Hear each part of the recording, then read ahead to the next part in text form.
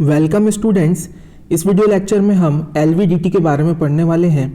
LVDT का full form होता है लीनियर वेरिएबल डिफरेंशियल ट्रांसफॉर्मर। ये एक तरह का इंडक्टिव ट्रांसड्यूसर है। ठीक है, इसका नाम क्या है? Inductive transducer. ठीक है, ये जो वर्क करता है, इसका वर्किंग प्रिंसिपल है ये है म्यूचुअल इंडक्टेंस के ऊपर वर्क करता है।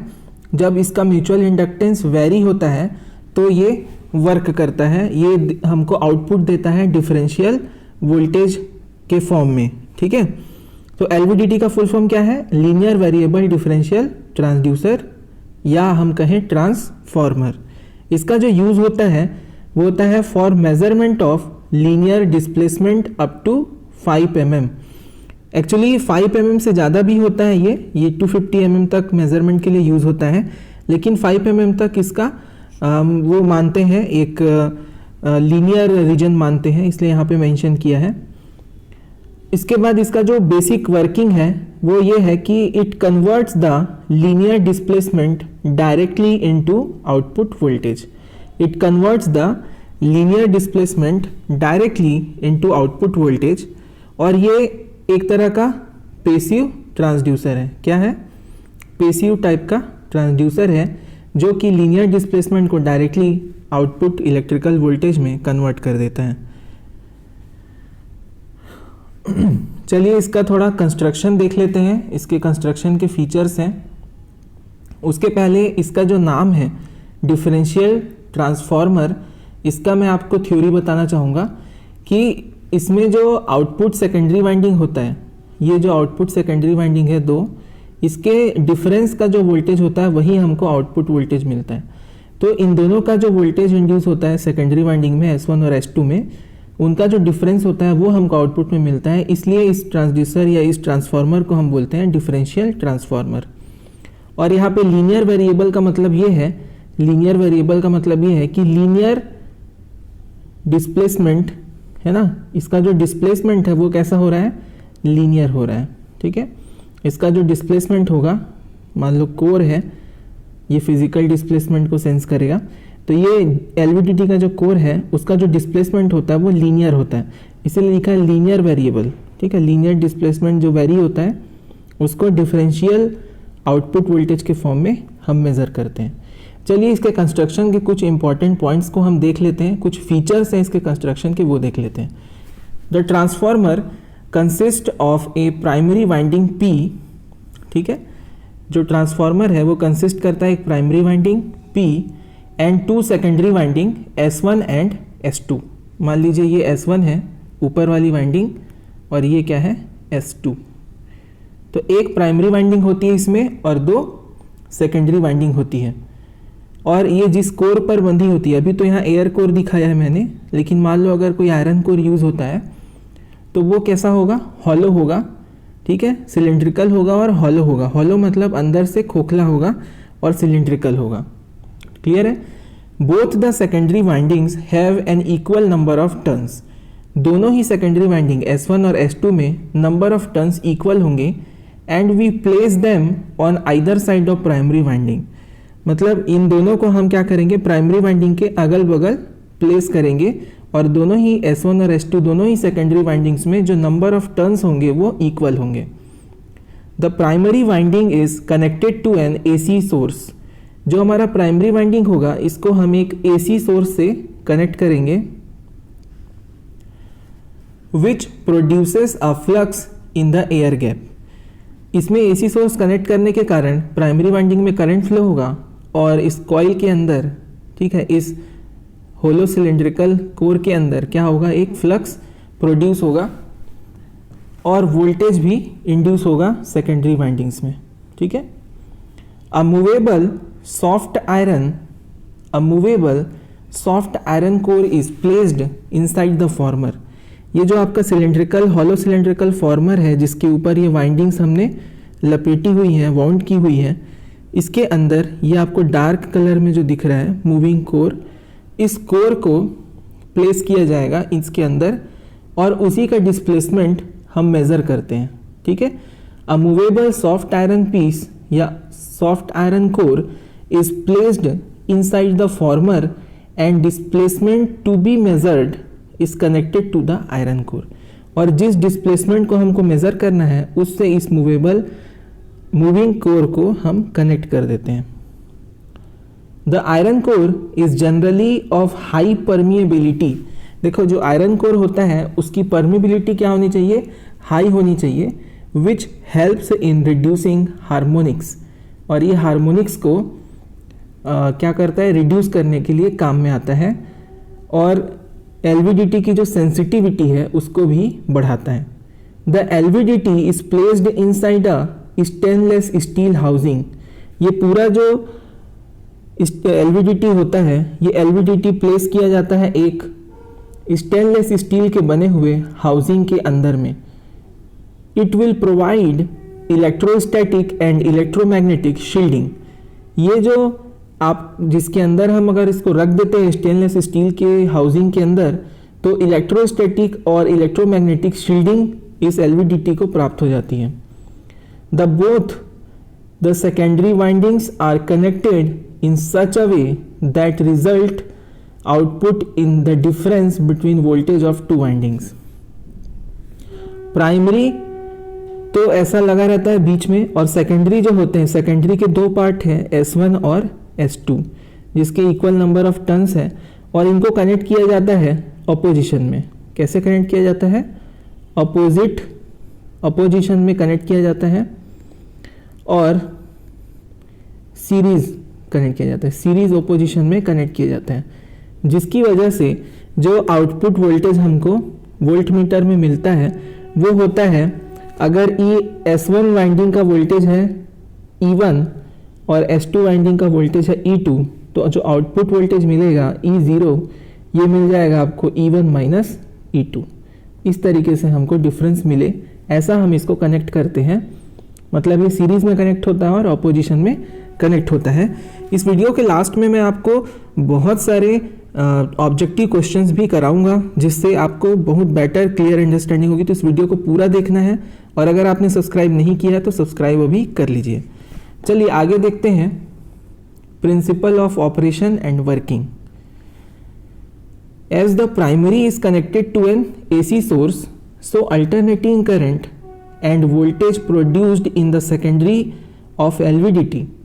The output in the secondary S1 is E1 and in the secondary S2 is E2. So the differential output is E out is E1 minus E2.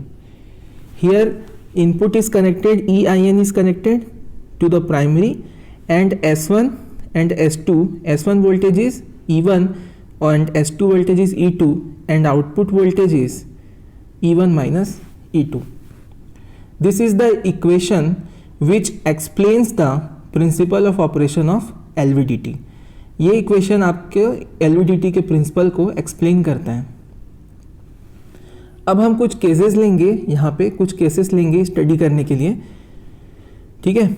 ये आपके windings को बता रहा है ऊपर, है ना। ये सिलेंड्रिकल हॉलो सिलेंड्रिकल कोर है जिसके अंदर एक हम मूवेबल कोर, छोटा सा मूवेबल कोर है। इसकी 3 पोजीशन के ऊपर स्टडी करेंगे। एक होगा core A, core at A, second core at O and third is core at B। और इन पोजीशंस पर हम आउटपुट वोल्टेज और उसके फेस को भी, उसके रिलेशनशिप को भी हम स्टडी करेंगे। Case 1, when the core is at null position for no displacement. Case 1 हमारा डायग्राम B है, जब हमारा कोर O पोजीशन पर होता है। इस पोजीशन को हम नल पोजीशन कहते हैं या नो डिस्प्लेसमेंट पोजीशन कहते हैं। When the core is at null position, जब कोर नल पोजीशन पर होता है, then the flux linking with both the secondary windings is equal.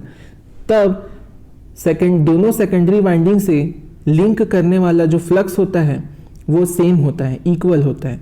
So the induced EMF is equal in both the windings. इसलिए जो induced EMF है S1 और S2 में वो भी सेम होते हैं, जैसे कि E1 बराबर क्या हो जाएगा E2। So for no displacement the value of output E out is 0 as E1 and E2 both are equal.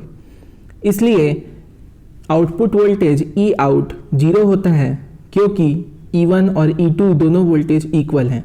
So it shows the no displacement took place. इससे हमको ये पता चलता है, क्योंकि आउटपुट वोल्टेज जीरो है, इससे हमको ये पता चलता है कि हमारा जो डिस्प्लेसमेंट है वो जीरो है। तो आप यहाँ ग्राफ में भी देख सकते हैं, जीरो डिस्प्लेसमेंट पर जो आउटपुट वोल्टेज है वो जीरो होता है। लेकिन आइडियल कंडीशन में जीरो होता है, लेकिन प्रैक्टिकल कंडीशन में वो जीरो नहीं होता, कुछ ना कुछ रेजिडुअल वोल्टेज वहाँ पर होता है। तो उसको हमने कुछ इस पॉइंट पर शो किया है रेजिडुअल वोल्टेज के नाम से, आप यहाँ पे देख सकते हैं। सेकेंड केस की बात करते हैं, when the core is moved to upward of null position, upward of null position. ठीक है, हम यहाँ पर ना अपवर्ड और डाउनवर्ड एज्यूम कर रहे हैं, मतलब कि इसको, ठीक है, ये आयरन कोर है, ये अपवर्ड मूव करेगा और ये डाउनवर्ड मूव करेगा। अपवर्ड मूव करेगा तो किसके पास जाएगा, ठीक है, किसके पास जाएगा बताओ, अपवर्ड मूव करने पर S1 के पास और डाउनवर्ड मूव करने पर S2 के पास। क्लियर है? और इस डायग्राम में कैसे समझे कोर का पोजीशन वो मैं आपको बताऊंगा। क्लियर है? तो जब when the core is moved to upward of null position for displacement to the upward of reference point, in this case flux linking with secondary winding S1 is more as compared to the flux linking with S2। Second जो case है हमारा ये है जब core हमारा A position पर होता है। तो जब कोर हमारा A पोजीशन पर होता है, मान लीजिए यहाँ S1 वाइंडिंग है और यहाँ पर S2 वाइंडिंग है और यहाँ पर P1 वाइंडिंग है। क्लियर? तो जब हमारा कोर A पोजीशन पर होता है तो इस A पोजीशन पर जो फ्लक्स लिंकिंग है सेकेंडरी वाइंडिंग 1 के साथ वो ज़्यादा होती है और फ्लक्स लिंकिंग सेकेंडरी वाइंडिंग 2 के साथ वो कम होती है, जिसके कारण इंड्यूस्ड ईएमएफ E1 ज़्यादा होता है और इंड्यूस्ड ईएमएफ E2 की वैल्यू कम होती है और इनका जो रिजल्टेंट आउटपुट वोल्टेज होता है वो कुछ वैल्यू देता है। ठीक है, तो वो वैल्यू हमने लिया हुआ है यहाँ पर A पर इस तरीके से। तो ये आउटपुट वोल्टेज जो होता है वो लीनियर होता है इनपुट वोल्टेज के, इनपुट फेज के, प्राइमरी के फेज के इक्वल होता है। ठीक है, यहाँ पर जो फेज होता है वो 0 डिग्री होता है, मतलब प्राइमरी और सेकेंडरी वोल्टेज के बीच का जो फेज है वो 0 होता है। Due to this E1 will be more as that of E2। E1 ज़्यादा होता है, E2 कम होता है। Due to this output voltage E out is positive. जो हमारा आउटपुट वोल्टेज है E आउट ये होता है E1 माइनस E2। अब E1 क्या है, ज़्यादा है और E2 कम है, इसलिए हमारा जो आंसर आएगा वो आता है पॉजिटिव में। तो हमारा आउटपुट वोल्टेज होता है पॉजिटिव वैल्यू देता है। थर्ड केस होता है जब when the core is moved to downward of null position. जब हमारा कोर डाउनवर्ड पोजीशन पे होता है, मतलब ये जो कोर है ये कहाँ आ जाए, आपका यहाँ पर आ जाए, तो S2 से ज़्यादा फ्लक्स लिंक करेगा और S1 से कम फ्लक्स लिंक करेगा, तो हमारा जो E1 है वो कम हो जाएगा और E2 है वो ज़्यादा हो जाएगा, जिससे हमारा जो आउटपुट वोल्टेज है इसमें E1 क्या है, कम है और E2 क्या है, ज़्यादा है, इसलिए हमारा जो आउटपुट वोल्टेज है वो निगेटिव आएगा। निगेटिव आने के कारण इसका जो फेज हो जाता है प्राइमरी के साथ 180 डिग्री का होता है। इसलिए जब हमारा थर्ड केस है उसमें हमारा कोर कहाँ पर है, B पोजीशन पर है और यहाँ पे जो आउटपुट वोल्टेज है वो पहले की तरह ही है, लेकिन जो फेज है वो हो जाता है 180 डिग्री। तो इस तरीके से हम इसके अलग अलग पोजीशन पर इसको स्टडी कर सकते हैं। यहाँ पर आपको कोर का पोजीशन मिल रहा है, A पोजीशन पर इस तरीके से है, B पोजीशन पर इस तरीके से आउटपुट वोल्टेज मिलता है, वो दिखाया गया। आगे देखते हैं एक ग्राफ देख लेते हैं हम लोग, जिस ग्राफ से हम थोड़ा सा और डिटेल में स्टडी कर सकते हैं। आउटपुट वोल्टेज और कोर डिस्प्लेसमेंट एक लीनियर कर्व रिप्रेजेंट कर रहे हैं। ठीक है, ये इस कर्व की बात कर रहा हूँ मैं, ये यहाँ तक लीनियर डिस्प्लेसमेंट है, ये आउटपुट वोल्टेज है, वाई एक्सिस में, और एक्स एक्सिस में है डिस्प्लेसमेंट। तो आउटपुट वोल्टेज और डिस्प्लेसमेंट के बीच लीनियर रिलेशनशिप होता है, लेकिन एक लिमिट तक। उस लिमिटेड रेंज के बाद वो नॉन लीनियर रिलेशनशिप रिप्रेजेंट करते हैं, जैसा कि आप देख सकते हैं। क्लियर है यहाँ तक? इस रेंज के बाद क्या होता है कि नॉन लीनियर रिलेशनशिप रिप्रेजेंट करते हैं। तो ये भी एक इम्पॉर्टेंट कंसेप्ट था, ये भी हमने डील कर लिया है। आगे देखते हैं। कुछ इसके पहले एडवांटेजेस और डिसएडवांटेज को बताने से पहले मैं आपको कुछ इम्पॉर्टेंट पॉइंट बताना चाहूँगा इसके बारे में, ठीक है, एलवीडीटी के बारे में, जो एग्ज़ाम के पॉइंट ऑफ व्यू से बहुत इंपॉर्टेंट हो जाता है। पहला जो है, the amount of change in voltage either negative और positive is proportional to the amount of movement of core and indicates amount of linear motion. इसका कहने का मतलब ये है कि जो हमारा आउटपुट वोल्टेज है E0, ये पॉजिटिव हो या निगेटिव हो, ये हमेशा लीनियर होता है। किसके? हमेशा लीनियर होगा डिस्प्लेसमेंट के। हमारे डिस्प्लेसमेंट के साथ लीनियर फंक्शन रिप्रेजेंट करता है। ये पहला पॉइंट है। दूसरा point, by noting the output voltage increasing और decreasing the direction of motion can be determine. हम जो E0 वोल्टेज है, आउटपुट वोल्टेज है, इसके इंक्रीजिंग ऑर्डर को देख सकते हैं कि इंक्रीज हो रहा है। उससे हम पता लगा सकते हैं कि हमारा डिस्प्लेसमेंट है ना, वो किधर है, लेफ्ट में है या राइट में है, अपवर्ड है या डाउनवर्ड है, ये सब पता लगा सकते हैं। वैसे ही हमारा आउटपुट वोल्टेज अगर डिक्रीज हो रहा है तो भी हम लेफ्ट, राइट, अप, डाउन, ये सब पोजीशन पे बता सकते हैं।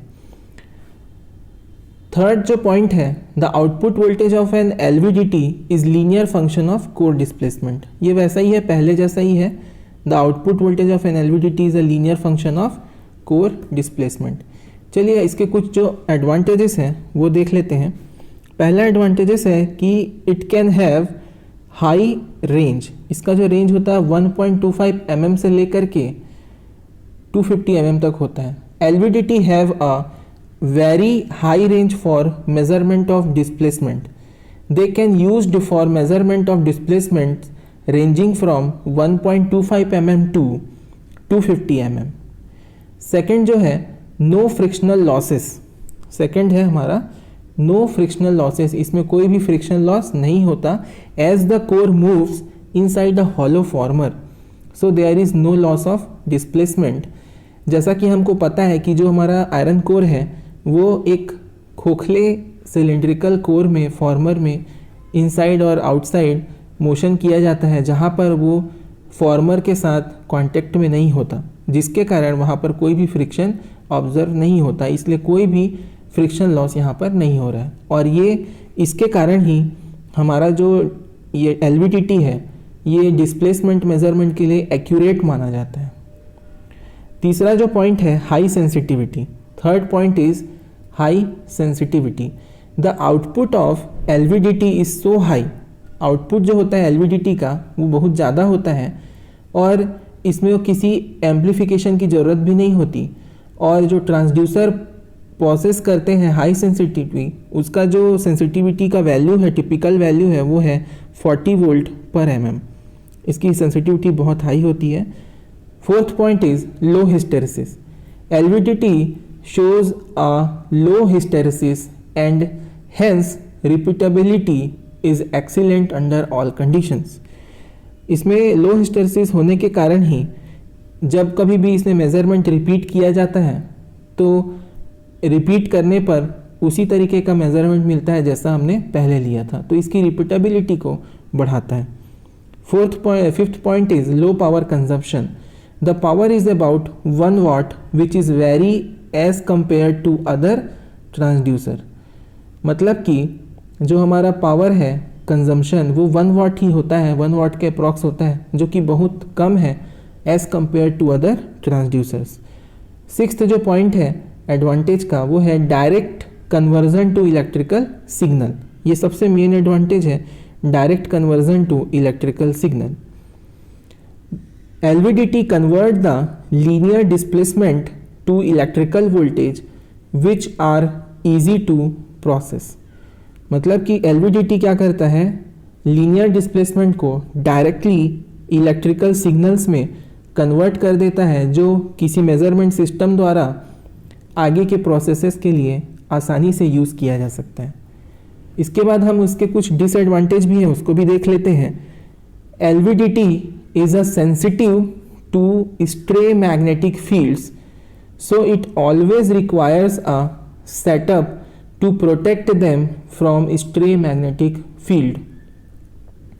LVDT सेंसिटिव होते हैं स्ट्रे मैग्नेटिक फील्ड के कारण। स्ट्रे मैग्नेटिक फील्ड के कारण ही क्या होते हैं, वो उसको जल्दी सेंस कर लेते हैं और अपने ऑपरेशन को अफेक्ट करते हैं। इसलिए एक स्टेनलेस का बना हुआ केजिंग या हाउसिंग कह सकते हैं, LVDT को एक स्टेनलेस के बने हाउसिंग के अंदर रखा जाता है ताकि उसको स्ट्रे मैग्नेटिक फील्ड या इलेक्ट्रोस्टैटिक फील्ड से बचाया जा सके। दूसरा इसका डिसएडवांटेज है कि LVDT gets affected by vibrations and temperature variation. अगर टेम्परेचर में वेरिएशन होगा या वाइब्रेशंस आएंगे तो LVDT के जो कोर का पोजीशन है ये डेविएट होता है। इसके डेविएट होने से, इसके चेंज होने से LVDT का जो मेजरमेंट है वो एक्यूरेट नहीं आता, मतलब कि LVDT का मेजरमेंट क्या हो गया, अफेक्ट हो गया। तो ये सब इसके डिसएडवांटेज हैं, लेकिन कंक्लूजन में हम ये कह सकते हैं कि एडवांटेजेस बहुत ज़्यादा हैं और डिसएडवांटेज बहुत कम, इसलिए इसको प्रेफर किया जाता है लीनियर डिस्प्लेसमेंट के मेजरमेंट के लिए, और अदर इंडक्टिव ट्रांसड्यूसर से ज़्यादा LVDT को प्रेफर किया जाता है। इसके कुछ एप्लीकेशंस हैं, वो मैं आपको बता देता हूँ। सबसे पहले इसका जो एप्लीकेशन है वो है एज ए प्राइमरी ट्रांसड्यूसर। तो प्राइमरी ट्रांसड्यूसर के बारे में आपने पढ़ा ही होगा पहले भी। जो प्राइमरी ट्रांसड्यूसर होते हैं, ठीक है, वो प्राइमरी ट्रांसड्यूसर में क्या होता है कि वो डायरेक्टली फिजिकल फिनोमेना को, फिजिकल क्वांटिटी को इलेक्ट्रिकल सिग्नल में कन्वर्ट कर देते हैं। लेकिन जो सेकेंडरी ट्रांसड्यूसर होते हैं वो क्या करते हैं कि पहले कोई दूसरा डिटेक्टर यूज़ होता है, वो फिजिकल फिनोमेना को एक डिस्प्लेसमेंट में, लीनियर डिस्प्लेसमेंट में कन्वर्ट करता है। उसके बाद हमारा जो LVDT है वो एज ए सेकेंडरी ट्रांसड्यूसर काम करता है और उस लीनियर डिस्प्लेसमेंट को इलेक्ट्रिकल में कन्वर्ट करता है। तो जब हमारा ट्रांसड्यूसर LVDT प्राइमरी ट्रांसड्यूसर जैसा वर्क करता है तब वो डायरेक्टली लीनियर डिस्प्लेसमेंट को मेज़र करता है, और जब वो सेकेंडरी ट्रांसड्यूसर जैसा वर्क करता है तब उसको यूज़ किया जा सकता है फॉर मेजरमेंट ऑफ वेट, वजन के मेजरमेंट के लिए, फोर्स, बल के, और प्रेशर, लिक्विड प्रेशर्स का मेजरमेंट किया जा सकता है। तो जो पहला जो केस है जिसमें हम एज प्राइमरी ट्रांसड्यूसर यूज़ कर रहे हैं, we use LVDT in the applications where displacements to be measured are ranging from a fraction of mm to few centimeters। तो प्राइमरी ट्रांसड्यूसर के केस में हम उस जगह पर LVDT का यूज़ करेंगे जहाँ पर हमको लीनियर डिस्प्लेसमेंट का मेजरमेंट करना है, और वो डिस्प्लेसमेंट का जो रेंज है वो कुछ mm से लेकर के कुछ सेंटीमीटर तक होता है। यहाँ पर बहुत ही स्मॉल लीनियर डिस्प्लेसमेंट के लिए LVDT का यूज़ किया जाता है। यहाँ पर LVDT acting as a primary transducer converts the displacement to electrical signal directly। इसके बाद जो हमारा सेकंड है, जहाँ पे सेकेंडरी ट्रांसड्यूसर की तरह वर्क करता है, वहाँ पर जो एग्जांपल हम ले सकते हैं वो बर्डन ट्यूब का ले सकते हैं, जहाँ पे burden tube which acts as a primary transducer and it converts pressure, liquid pressure into linear displacement, and then LVDT converts this displacement into an electrical signal। Burden tube क्या करता है, आपको पता ही होगा बर्डन ट्यूब का shape किस तरीके का होता है, बता देता हूँ। बर्डन ट्यूब इस तरीके का होता है, ऐसा सी शेप का होता है, और यहाँ से हम लोग लिक्विड डालते हैं तो लिक्विड का प्रेशर आता है, यहाँ पे ये सील्ड होता है, क्लोज्ड होता है। तो जब यहाँ पे इसको टाइट कर दिया जाता है, फिक्स कर दिया जाता है, और ये मूविंग होता है, तो जब इसमें प्रेशर जाता है तो ये जो सी शेप में है ये सीधा होने की कोशिश करता है, स्ट्रेट होने की कोशिश। तो इस कोशिश में जो ये वाला सिरा है ये ऐसे मूव करता है, मतलब डिस्प्लेस होता है, लीनियर डिस्प्लेसमेंट देता है। और अगर इस डिस्प्लेसमेंट को हम कोर मोशन से जोड़ दें, यहाँ पर अगर हम एक हॉलो सिलेंड्रिकल फॉर्मर ले लें और यहाँ पर कोर लटका दें, ठीक है, और कोर लटका दें और यहाँ पे वाइंडिंग्स वगैरह डाल दें, ठीक है, ये सेकेंडरी वाइंडिंग्स हो गई और यहाँ पे प्राइमरी वाइंडिंग ऐसा दे देते हैं। क्लियर है? तो क्या होगा, ये LVDT क्या हो गया हमारा, as a secondary transducer act करेगा और ये बर्डन ट्यूब हमारा प्राइमरी ट्रांसड्यूसर जैसा एक्ट करेगा। ये क्या करेगा, लिक्विड प्रेशर को कन्वर्ट कर देगा लीनियर डिस्प्लेसमेंट में, और लीनियर डिस्प्लेसमेंट के कारण ये जो कोर है इसका पोजीशन चेंज होगा, ये नीचे आएगा और इसके पोजीशन चेंज होने से लीनियर डिस्प्लेसमेंट डायरेक्टली कन्वर्ट हो जाएगा इलेक्ट्रिकल आउटपुट सिग्नल में। तो इस तरीके से LVDT जो होता है सेकेंडरी ट्रांसड्यूसर की तरह भी यूज़ किया जाता है। चलिए इस वीडियो को थोड़ा और इंटरेस्टिंग बनाया जाए, कुछ ऑब्जेक्टिव क्वेश्चन किया जाए। पहला जो क्वेश्चन लिया है मैंने IAS 2003 से लिया हुआ है, very small displacements are effectively measured using LVDT, strain gauge, tacho generator या थर्मिस्टर। देखो थर्मिस्टर तो हमारा यूज़ होता है टेम्परेचर मेजरमेंट के लिए, तो वो तो हो ही नहीं सकता। टैको जनरेटर भी नहीं हो सकता, RPM मेजरमेंट के लिए होता है, स्पीड मेजरमेंट।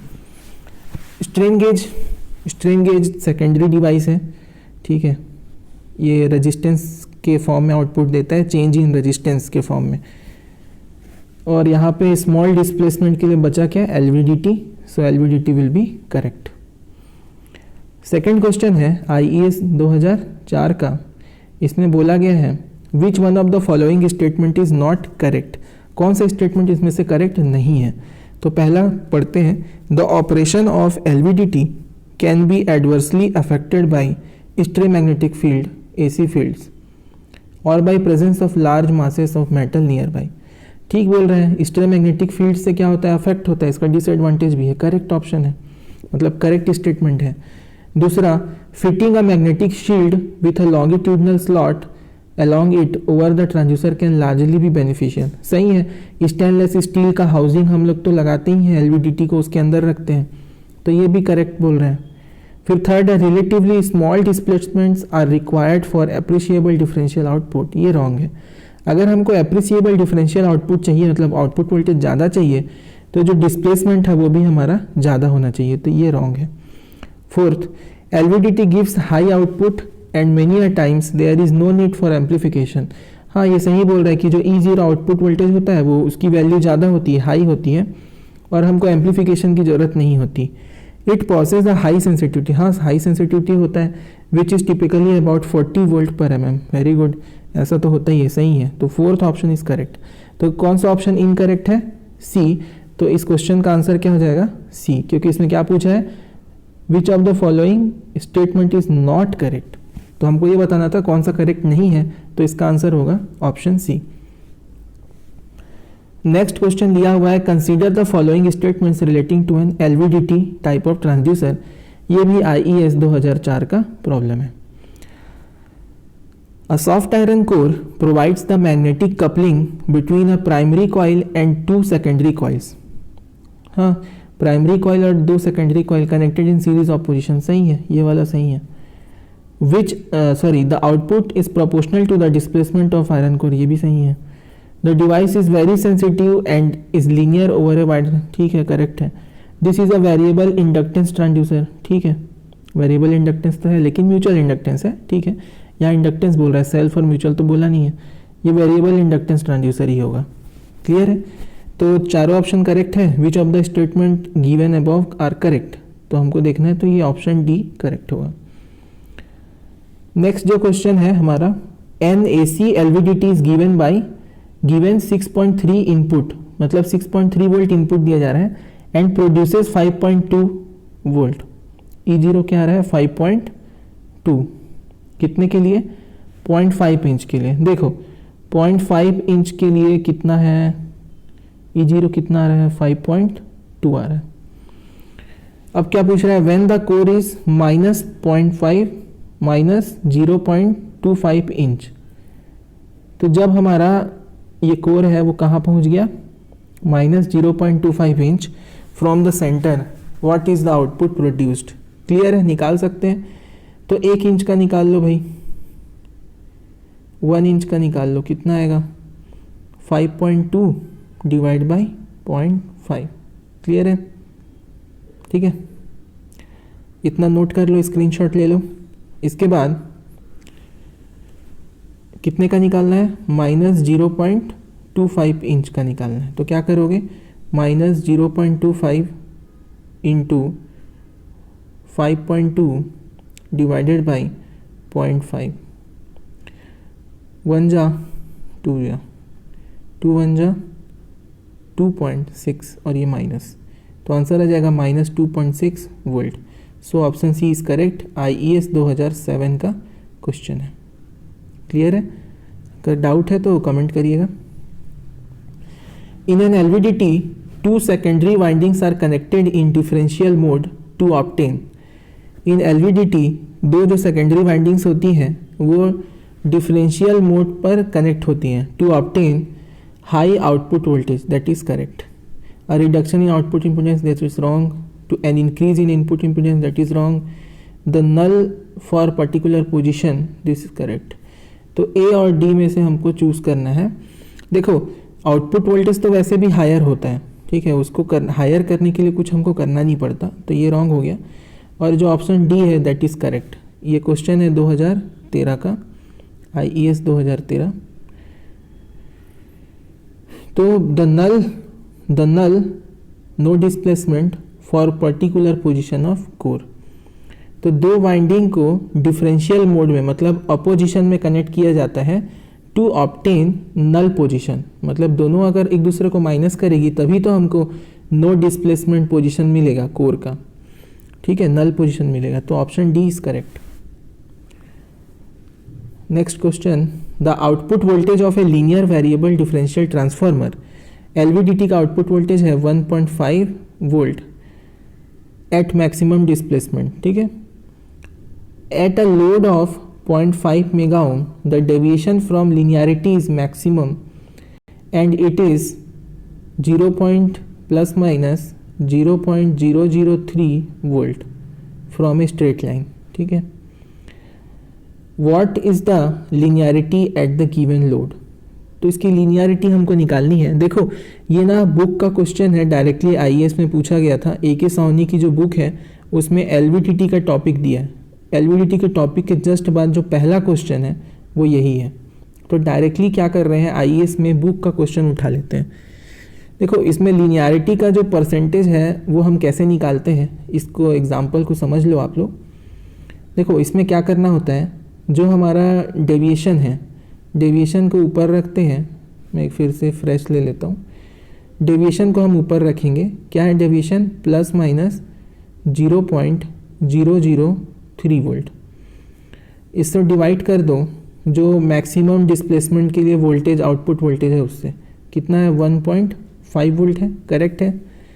इसको मल्टीप्लाई कर दो 100 से, क्योंकि हमको परसेंटेज में वैल्यू चाहिए। अब इसको सॉल्व कर दो, आंसर आ जाएगा। क्योंकि डेविएशन ही क्या बता रहा है, ठीक है, लीनियरिटी का वो बता रहा है, परसेंटेज को बता रहा है। क्योंकि अगर 0% हुआ मतलब कि कम्प्लीटली लीनियर है, और ये कुछ एरर को बता रहा है, ये जो एरर है डेविएट हो रहा है। तो क्या होगा, 3 से मल्टीप्लाई कर दो तो क्या आ जाएगा 0.001 और नीचे क्या आ जाएगा 0.5। अब ये जो एक पॉइंट है उसको यहाँ ले लो तो क्या आ जाएगा 0.01 और ये पॉइंट को इधर ले लो तो क्या आ जाएगा यहाँ पे 5।